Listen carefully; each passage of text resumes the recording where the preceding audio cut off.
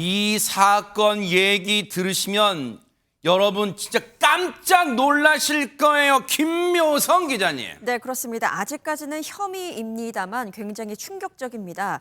이름만 들으면 다들 아실 텐데 그 유명 김밥 프랜차이즈 회사의 60대 김모 회장이 갖고 있는 혐의입니다. 이 동네 곳곳에 다 있는 그 프랜차이즈잖아요. 네, 김밥 네. 프랜차이즈. 그렇습니다. 지난해 9월로 한번 가보겠습니다. 회사 회식 자리가 있었는데 그 자리에서 한 여직원이 술에 취해서 정신을 잃었습니다. 그러자 이 60대 회장이요, 여직원을 근처 모텔로 데리고 가네요. 옮긴 다음에 저항하지 못하는 이 여직원을 상대로 성폭행을 시도하고 유사강간 추행을 한 혐의를 받고 있습니다. 말만 들어도 물론 아직은 혐의 단계입니다. 단정짓진 않겠습니다만 어쨌든 지금 이 내용을 들어도 너무너무 기가 찹니다. 경악스럽습니다. 안진용 기자님. 네, 그런데 끔찍한 일은 여기서 그치지 않았습니다. 이후에도 이 회장은 지속적인 만남을 요구했다고 하고요. 이 사건을 외부에 발설하지 않는 조건으로 합의감을 제시하며 회유하기도 했죠. 세상에. 일단 이 여성 합의에 응했는데 그 이유는 실직을 우려했기 때문입니다. 이걸 받지 않으면 회사에서 더 이상 다닐 수 없다는 걱정이 앞섰던 것으로 보이고요. 그럼에도 불구하고 이 사실이 결국 외부로 알려졌습니다. 그 어허. 결과 이 여직원은 1년여간 정신과 치료를 받아야 했습니다. 세상에 1년 정도 정신과 치료를 받는다는 얘기는 최명기 원장님, 그 충격, 공포, 모멸감, 치욕감, 뭐 온갖 지금 아픔이, 정신적 아픔이 크다는 거잖아요, 지금. 네, 맞습니다.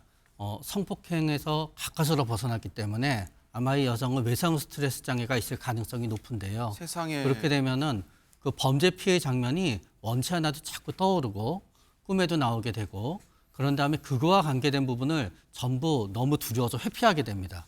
그럼에도 불구하고 이 회장이 결국은 이 여성이 제일 두려워하는 사람인데 만남을 갖다 요구했다는 거는 공포를 갖다 극대화시키게 되고요. 그러면서 작은 일에도 깜짝깜짝 놀라고 그러면서 일상생활의 기쁨은 전부 다 사라집니다. 어허. 그러나 이 1년이라는 기간이 중요한 게 보통 외상 스트레스 장애의 70% 내외가 1년 안에 증상이 가라앉아야 되는데 네. 1년을 넘어가게 되면은 그게 만성 우울증으로 이어질 가능성도 있고 네. 앞으로 인생을 살면서 괴롭고 힘들 때마다 외상 스트레스 장애 증상이 좀 더 심해졌다, 약간 약해졌다 하면서 계속 지속될 가능성이 좀 올라가게 됩니다. 세상에. 아니 그러면 지금 이 사건이 그럼 경찰도 아직은 수사에 착수 안 한 거예요? 경찰도 모르고 있는 거예요? 허점에서는 어떻게 된 겁니까 지금? 지금 경찰이 수사에 착수한 상황으로 보입니다. 지난 7월에요. 서울 성북경찰서가 이 60대 회장에 대한 고발장을 접수를 했습니다.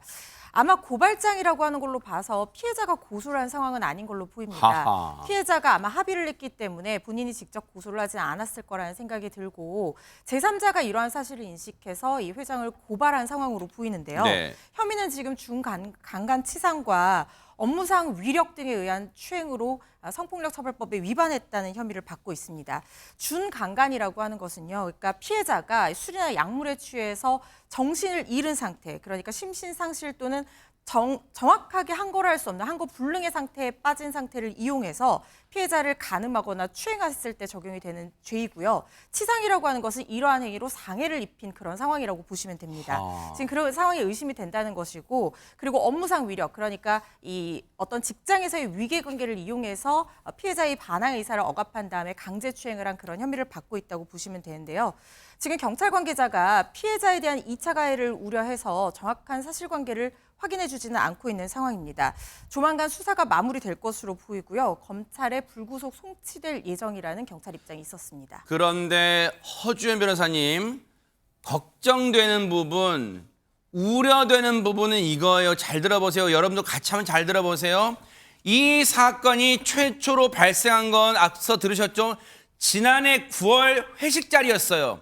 지난해 9월 회식 자리에서 이런 몹쓸 짓이 일어났다는 게 지금 이 유명 김밥 프랜차이즈 회장이라는 사람에 대한 혐의예요. 그런데 보세요. 고발장, 그것도 고소장도 아니에요. 고발장이 접수된 게 제3자에 의한 고발로 지금 추정이 돼요. 올해 7월이에요. 지난 7월에 고발장이 접수됐어요. 지난해 9월에 사건이 일어나는데 고발장은 이 수사가 들어간 것은 지난 7월이에요. 보세요. 허주연 변호사님. 이 혐의를 입증할 만한 증거, 이게 과연 지금도 있을지 그 혐의를 입증해낼 수 있을지 경찰이 이게 정말 관건이 될 것 같습니다. 그래서 아마 지금 7월에 고발장이 접수됐음에도 불구하고 아직도 수사 중인 상황으로 보입니다. 피해자의 합의 내용이 어떤 것인지 확인할 수는 없지만 피해자가 수사에 적극적으로 협조를 하지 않는다거나 특히 이런 성범죄 같은 경우에는 피해자와 가해자가 단둘만 있는 밀실 공간이나 이런 곳에서 일어났을 가능성이 높은 상황인데 하하. 피해자가 어떤 합의 조건 내에 위반하는 것이 걱정이 돼서 또는 계속해서 재직을 하고 있는 상황이라면 그때 당시에 합의를 했던 이유와 마찬가지로 회사 내에서의 불이익이나 실직을 우려해서 적극적으로 피해 사실을 진술하기가 어렵다라고 한다면 이 범죄 사실을 입증하는 데 증거를 찾는 것이 상당히 난항을 겪을 수 있다는 생각이 들고요. 특히 지적하신 것처럼 시간이 많이 지난 상태이기 때문에 객관적인 증거를 확보하는 것도 쉽지 않은 상황이라는 생각도 들어서 네. 수사 결과를 좀 지켜봐야 될 것 같습니다. 최진봉 교수님, 물론 아직은 추정이고 그리고 기대입니다. 어떤 기대냐? 자,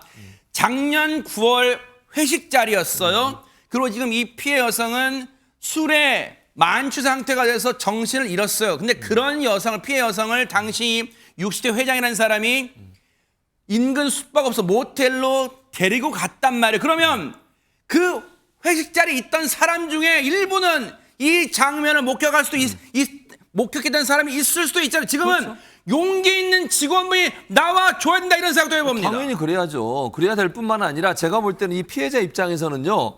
다는 아니더라도 자기하고 친한 직장 동료나 아니면 친구든 누구든 얘기했을 가능성은 저는 있다고 봐요. 네. 고민 상담했을 그럴 거예요. 수 있어요? 아니 생각을 해보세요. 자기가 다니는 직장이 회장이에요. 피해를 당했는데도 두렵고 떨 거 아니에요. 혹시나 이걸 얘기했다가 본인한테 불이익이 오지 않을까 이런 네. 생각 들면 직원의 누군가에게 또는 뭐 자기가 근무하는 어떤 부서라 그럴까요? 네. 부서장이든 누구든 얘기했을 가능성이 있다고 보거든요.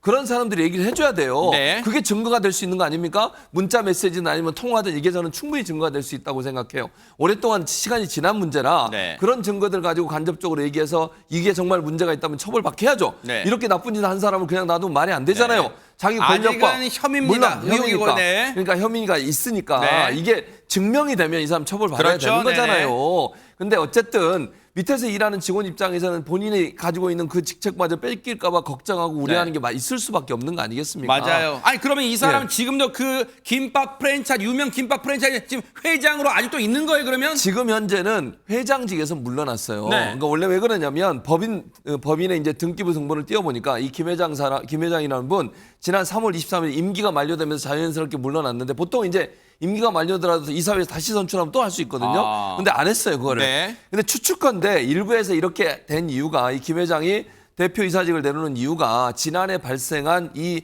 성폭행 시도 혐의 네. 의혹과 관련된 게 아니냐. 네. 왜냐하면 이게 외부에 알려지면 가명사업장 하는 사람들 그 사람들 피해를 당해요. 네. 그 프랜차이즈 업종에 대한 비판이 커지면 아. 가맹사업 프랜차이즈에 등록해서 하시는 맞아요. 자영업자도 그 얼마나 감염된 큰데. 분들은 무슨 지금 그러니까요. 무슨 피해예요, 진짜. 그분들도 엄청난 피해를 무슨 당하니까. 죄가 있어요, 진짜 그분들은. 그래서 회사 입장에서 피해가 클까 봐 아마도 이 사람이 스스로 더 이상 대표이사직을 담당하지 않은 것 같고요. 아. 지금 대표이사 누가 한 줄 아세요, 근데? 누굽니까? 자기 아들이에요.